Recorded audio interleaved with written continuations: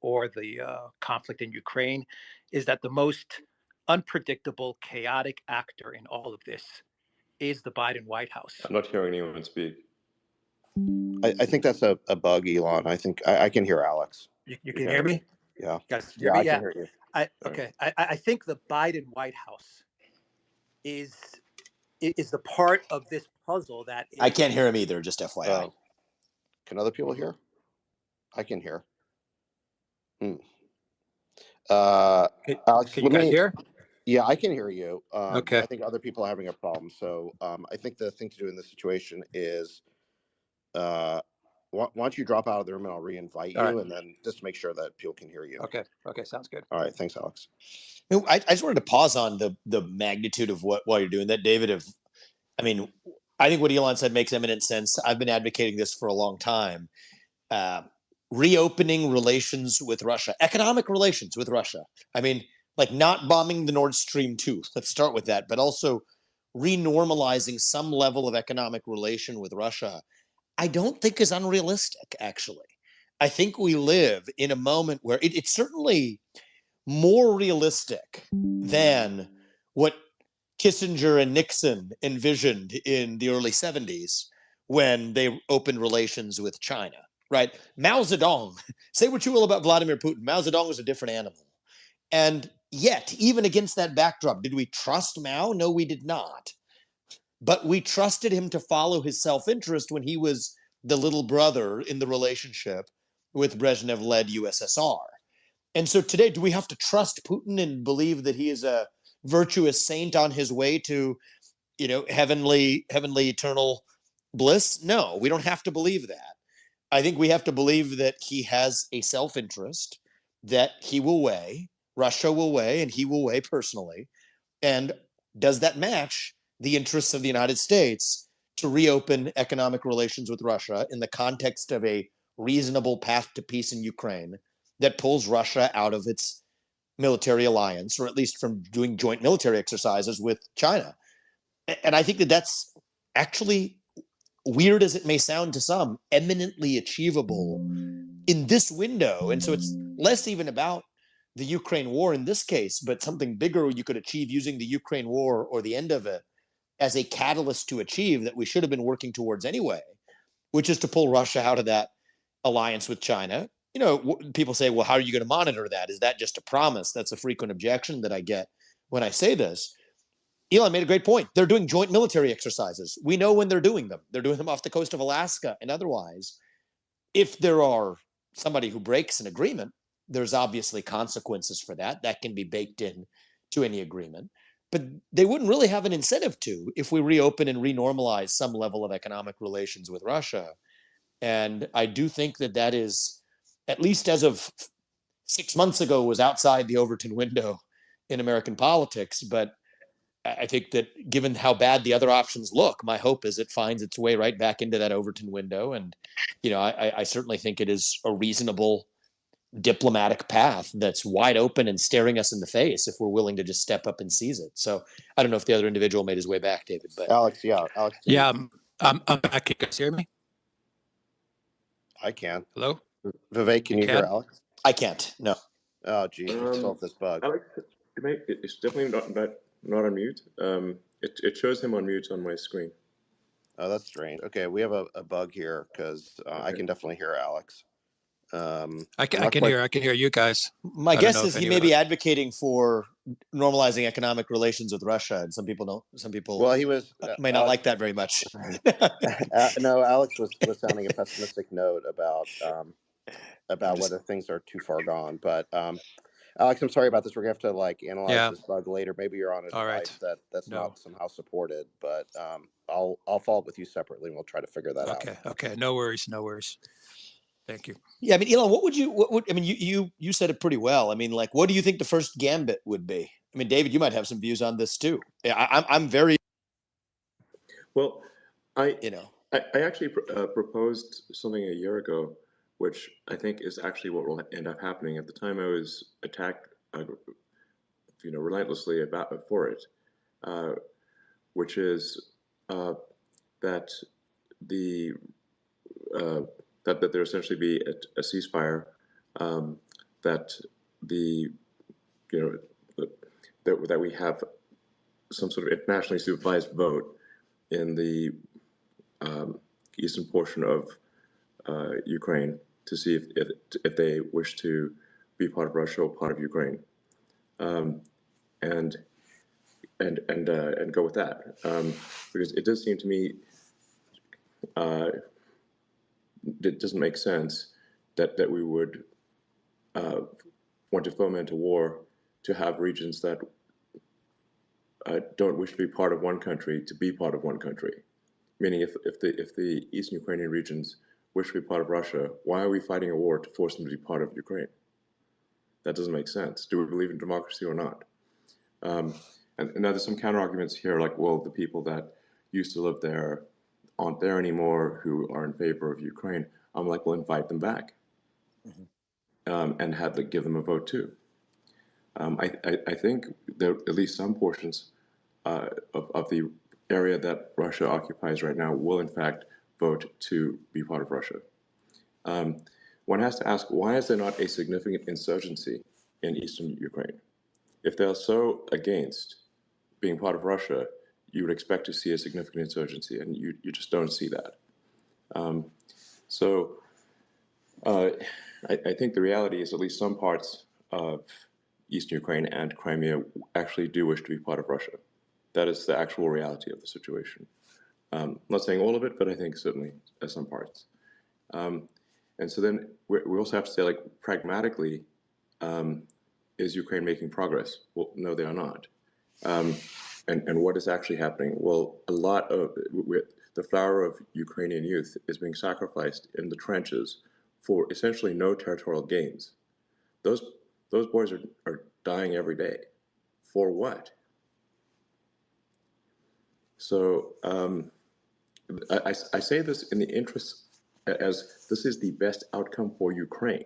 This is actually the best outcome for the people of Ukraine. This is not this is a pro-Ukraine outcome, because Russia is not going to let go of that land.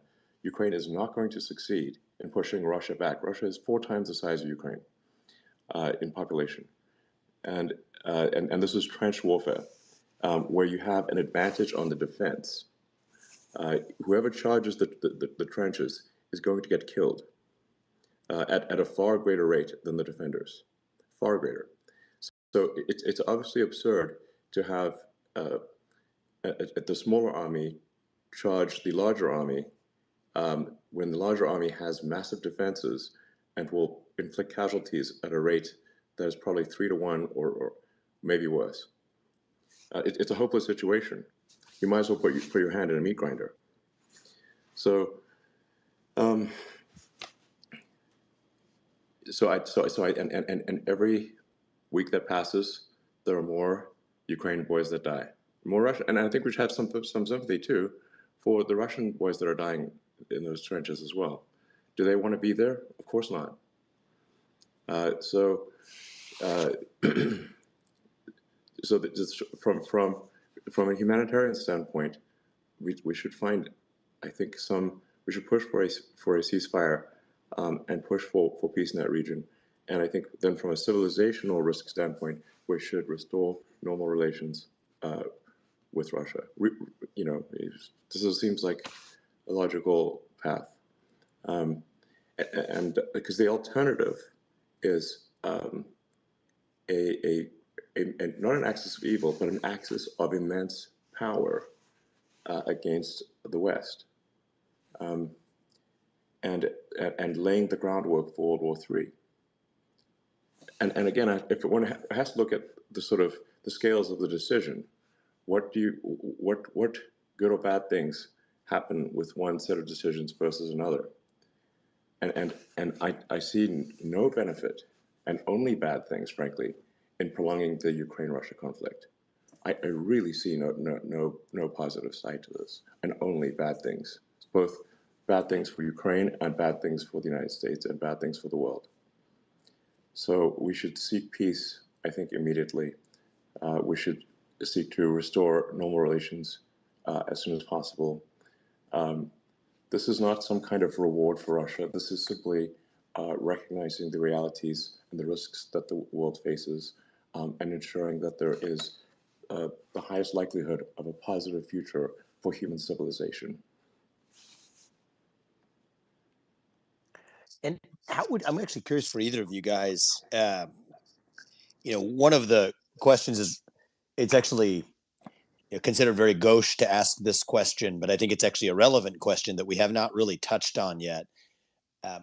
How do we get Putin to have enough trust in doing that deal? I mean, I think I spend a lot of my airtime addressing the other objection, which I've done in other forums and don't need to do here, which is, should we trust Putin? And the answer is, we're trusting him to follow what should be in his self-interest right now to come out of that alliance with China and the corner we've put him in. But on the flip side, I don't know if one of you were to, wear your diplomatic hat, what would you? I don't think this is not a matter of trust one way or the other. For the same reason that Ukraine cannot advance meaningfully into primarily Russian-speaking regions in the eastern Ukraine, Russia cannot advance into the predominantly Ukrainian regions because they face a massive insurgency. They lack support from the local people. And whereas they have support from the local people in eastern Ukraine, they do not have support from local people in western Ukraine, in the western two-thirds. Russia is a country that has done incredibly well on the defense, but at least in the last 100 years, not so well on the offense, unless it is attacked. When you look at something like the Winter War against Finland, where Russia tried to because Finland at one point was part of the Russian Empire before World War I. They tried to invade Finland, and you think, and this was the Soviet Union, actually sort of the Warsaw. Well, yeah, the Soviet Union trying to invade Finland. They failed. They could not take Finland. The Finns won. And we're talking Stalin here. Stalin that's not someone who takes no for an answer easily. To say, you don't want to be the general that reports back, hey, we're not succeeding in invading Finland. So. But they did. They did not succeed in against Finland. So this notion that, well, if there's some sort of thing, some sort of ceasefire, we don't even need an agreement, just a ceasefire. Guys, just stop killing each other for a minute. There's no actual treaty needed. Just stop killing each other for a minute, and then let's just figure out some path to a more positive future. There's a lot of people think, well, if that's happened, then Russia's going to immediately take in short order take the rest of Ukraine and then start invading the Baltics and taking a bunch of. And they will not succeed in that because of the immense opposition of the local people. If they could take more of Ukraine, they would, and they can't. So I think we should stop sacrificing the flower of Ukrainian youth in trenches pointlessly. And do a ceasefire and begin the process of renormalizing relations with Russia. And it should be said that Russia and Ukraine, I mean, they're quite literally cousins. The people have family in both. It's that the people in Ukraine have family in Russia. People in Russia have family in Ukraine. So they were sort of really part of one country for many years. The best rocket technology was when Ukraine and Russia were working together, and when they were not working together, their space technology suffered immensely. So what I'm trying to say is that these are not natural adversaries. It doesn't make sense. That they have their grievances, but they are quite literally family. And I think we in the West are sort of pushing them to kill their sons, and it seems wrong to me to do that. So, and then to add to the regional tragedy, there is the civilizational risk that we are brewing by making Russia a pariah to the West, not allowing international transactions with Russia, basically extreme sanctions. And I should say this weaponization of the dollar, I think we've overplayed our hand in weaponizing the dollar with sanctions. So because you're now seeing a lot of countries de-dollar their transactions. Because we've sort of forced it, and this goes beyond even Russia, China, and Iran, because countries like, say, Brazil or India still want to transact with Russia. They can't do it with dollars, so we force them to de-dollarize their transactions, thus weakening the strength of the dollar in the world. So, like these actions are strategically foolish, it seems to me. But like I said, we should just sort of stand back and say, what is the most important thing? The most important thing is avoiding World War III, because we may never recover from World War III. And I think we're currently have the risk of World War III is increasing rapidly. And I think if relations are renormalized with Russia, the probability of World War III is dramatically lower. So, yeah, I actually think that it's far more achievable than we've made it out to be. And David, Zach, I got a lot more to say, but maybe you want to take a couple questions from the audience too. I saw someone from the IDF is asking a question too. Okay, great. Yeah, maybe. I don't see. Let's see. Let me try and make you a co-host, and then you can call on people as well. While we're doing that, Alexander, why don't we get your take on whether it's still possible to work out a deal with Russia on Ukraine? I think it is possible to come to a deal with Russia on Ukraine. It will not be easy at all. And the window for that deal is perhaps not going to be open indefinitely, because obviously there is a war, and that war is fluid. It has its own dynamic. And I personally think that the longer we leave it for a deal to be done with Russia on Ukraine, the more unsatisfactory to us that is going to be. Now, if I can just make a few observations generally about US-Russian relations. Firstly, I think we have to understand that there is going to be a continuum between the situation we have today, which is essentially that we have no contacts with the Russians. We don't trade with them. We don't speak to them. When we do speak to them, we just lecture them. And the situation of having a complete rapprochement in which we are back to a full normal relationship, such as we used to have after the end of the Cold War. Now, you can perhaps aim at the second, but you can start with perhaps less ambitious objectives. You can start talking, you can start meeting Russian officials and communicating with them and putting aside some of this extremely dangerous rhetoric that we have. Because just to give an example of what diplomacy is about, it's not just about working together to find long-term outcomes. Eventually we might come to that. But if we're talking about the present situation in the Middle East, one of the things that is making it so dangerous, one of the things that's making the Ukraine crisis so dangerous, is that because we are not talking to them and they are not talking to us, and we're not talking many cases to many of the various important players, everybody is guessing about what the other side's intentions might be. They're all having to speculate about what intentions are. So, for example, Putin probably thinks that there is no risk to his troops in Syria from the United States. But he doesn't know that. He hasn't had the categorical assurances from the US president that might make him confident in this. So he is going to have that element of doubt and uncertainty in his mind, and he's going to take precautions. And he said, well, I've got now my fighter jets flying over the Black Sea, and they've got hypersonic missiles, and this isn't a threat, it's just a warning. I'm warning you that if these missiles have the range to reach the Eastern Mediterranean, which is where your carriers happen to be.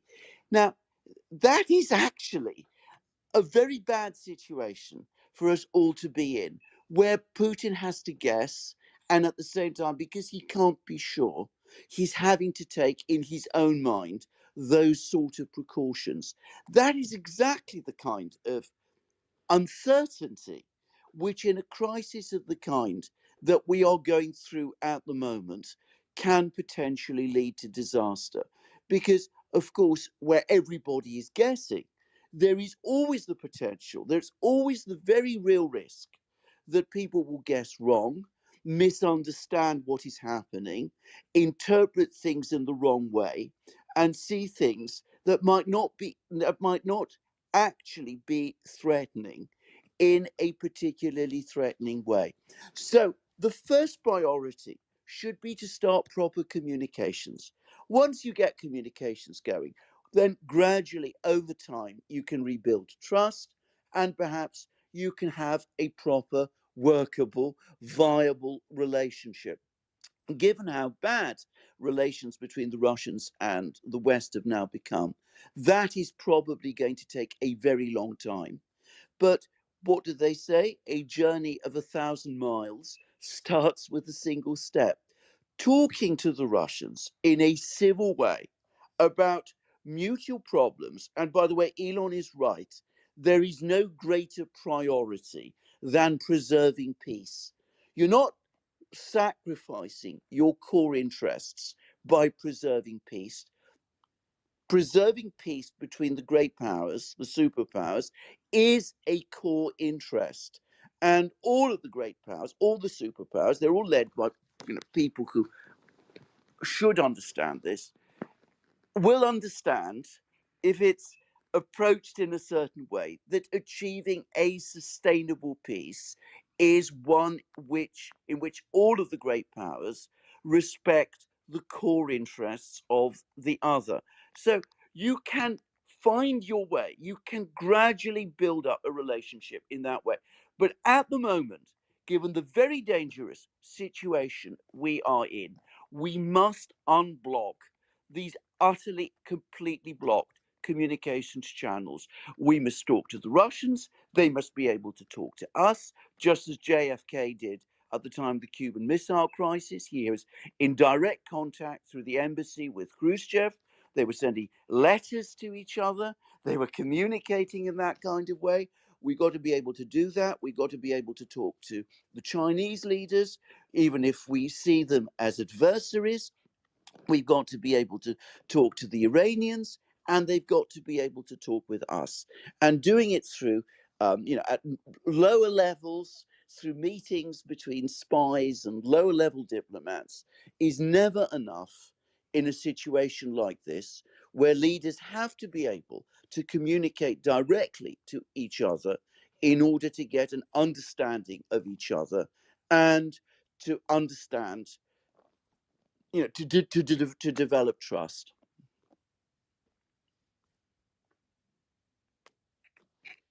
Well, I would say Biden just did the opposite of that by putting Putin in the Hamas category in his latest speech. I mean, that's not the way to reestablish a communication channel. Well, I think it was an absolutely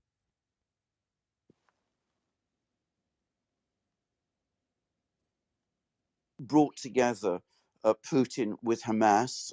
I mean, they are completely different things. Let's be absolutely clear. Russia and Hamas have nothing in common with each other. I thought that was completely misconceived, and it has made further discussion at this time, not just between the Russians and the Americans, but the whole attitude behind the speech, even more difficult than it should be. As Vivek absolutely correctly said, way back during the Cold War, we had communications with each other. During the Vietnam War, Kissinger went to China. He brokered a meeting between Nixon and Mao Zedong. We had communications regularly with the Soviets, and the result was that peace between the great powers was preserved. We are not in that position at this time. Yeah, and I just want to build on something Elon said, which is I think American policy must start with a realistic assessment of our power and the distribution of power. And I think this administration seems to be living in a past era when the US dominated the world and could do whatever it wanted. I think we saw this with the Ukraine war. Biden and the administration said that sanctions would collapse the Russian economy. It has not done that. I think the Russian economy had a negative 2% blip last year. Now it's back to growth. They claimed that the Russians were running out of missiles and other kinds of weapons. That has not happened. In fact, it's the US that has run out of 155 millimeter artillery ammunition, which is the key type of ammunition in this war. That to me was absolutely stunning that the US could run out of artillery shells. I mean, we spend over 800 billion a year on defense, and apparently ammunition is not included. The administration claimed that this counteroffensive was going to be stunningly successful, and it's basically gone nowhere. In fact, the latest map published by the New York Times showed that if anything, it's the Russians who've gained a small amount of territory on a net basis during this counteroffensive. So the administration has constantly now, for the last couple of years, put forward these assertions of what it was going to do and what its policies were going to lead to. And in every case, it's been hubristic. None of those predictions have come true. And now we find ourselves in perhaps the biggest crisis of all, and our stockpiles are depleted. And the administration does not seem to be using diplomacy in the way that Alexander just said. And so I think this is fundamentally the reason why even publications like Axios, which are well-connected Beltway publications, are sounding alarm bells about where things stand. So it's, again, they're quoting unnamed Washington officials. So this to me is the most dangerous part of it. Is in theory it should be easy to avoid World War III because no one wants it. But we have an administration in Washington that seems to be blundering around, that is constantly overplaying its hand, and doesn't seem to be using diplomacy whatsoever. I think we are sleepwalking our way into World War III. Sleepwalking our way into World War III, with one foolish decision after another, as you outlined, David, and and really people should be deeply self-reflective. If their predictions have not come true, they should consider whether perhaps their other predictions might not come true either. I mean, what is the track record here? It's not good. It's funny in the investing world, in the VC world in which we operate. Track record is all important. When you want to assess whether an investor is good at their job or not, the first thing you look at is track record. But exactly. In international relations, there seems to be no concept of a track record. Yes, it's astonishing, and the stakes are so much higher. I mean, we're talking about many, many lives and devastation, and I just want to keep reiterating this point. Civilizational risk must be paramount, because if civilization goes away, it's all over for everyone. Just it worries me that the veterans of World War II are almost all dead. So those who remember the horrors of a world war are no longer, who has the visceral knowledge of what a world war is really like. When people have grown up coddled in comfort, they have no concept of war. I remember talking to my grandfather, who was in World War II for, I think, almost 6 years, in brutal conflict in North and East Africa. All his friends were killed in front of him. He had severe PTSD, like severe. I didn't even know what it was as a kid, but so severe. and in fact, if he, he didn't finish high school, so he wasn't eligible for the officer corps, and he I think it was a year or two before the end of the war. They randomly gave some aptitude test or IQ test or whatever to people, and he scored high. So they sent him to work for British intelligence in London, which is where he met my grandmother, who's English. And and if that hadn't happened, he'd be dead, and I probably wouldn't exist. But I mean, you could see the effects of war in his face and personality. I mean, it was just he was destroyed, even though he was still alive. And how many people like that actually are still around, who remember the horrors of a global war, or remember war at all? Well, this is where I think we need some fresh leadership in Washington, because people who've been there for 30 years plus simply, I think, don't seem to remember or don't really understand the way in which the world has changed. We're not in the unipolar moment anymore. Correct. Not, We're you not. know, and the people who developed all of their political instincts during that moment, I think, have failed to grasp the ways in which the world has changed. And this is why we need some fresh thinking and fresh leadership in Washington. I'm sure Vivek will agree with that. Yeah, I'm biased, but I agree with you. And one of the things is interesting in the polling data is amongst young people.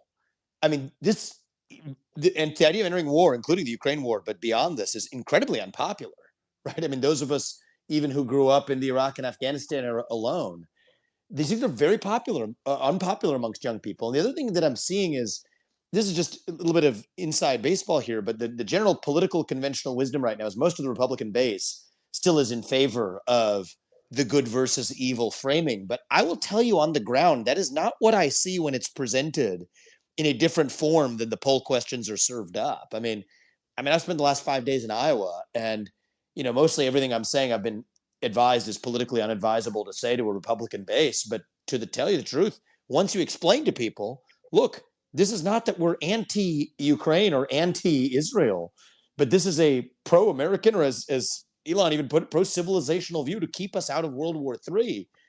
I see more heads nodding than not. And so I do think it's going to take people, not just in the presidency. I mean, I think the presidency is important. I think it's important that you have somebody that comes from a different generation, unbiased and unencumbered by the biases of the past in a liberal hegemonic era that does not exist anymore. It's not 1991. It's not 1980. We have to accept realism in where we are as the United States, or else we may make boneheaded decisions, sleepwalking our way into war that may cause the United States of America as we know it to be at risk of ceasing to exist. But I also think that it's going to require people in positions in the administration that, you can't come in as a post neocon Republican and then put a bunch of neocons in the staffing of your administration, from national security advisor to secretary of state on down.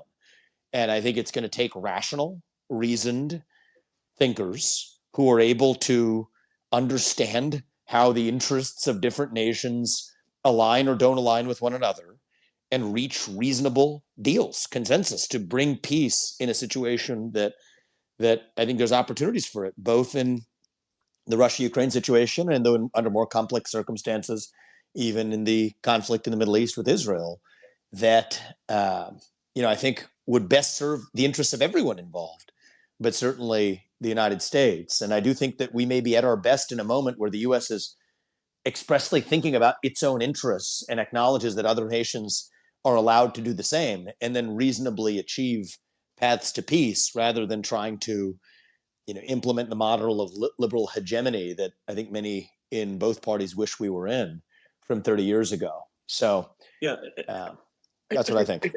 If I may play somewhat of a sort of slight devil's advocate for liberalism, actually, which may be unexpected, and also also start off with a quote of, or paraphrase Samwise Gamgee from Lord of the Rings: "There is some good in this world, Mr. Frodo, and it's worth fighting for." I think that is the good part of liberalism.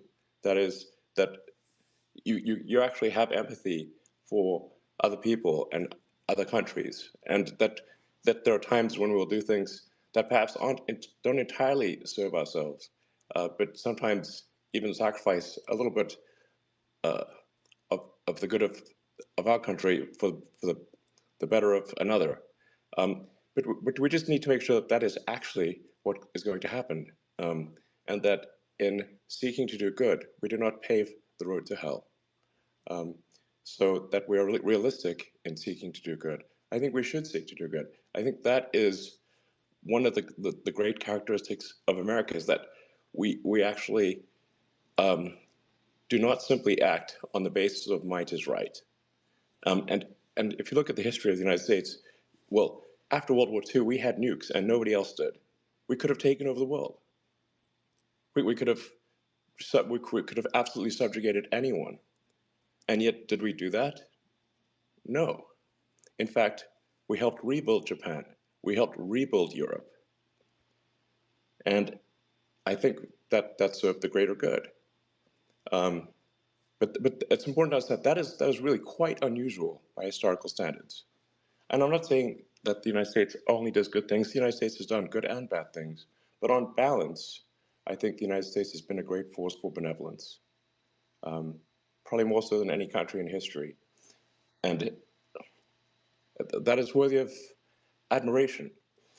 And so I do think that is a good thing. But we don't want to be naive in seeking to do good. We want to care about the reality of doing good, not the perception of it. So I think that's what.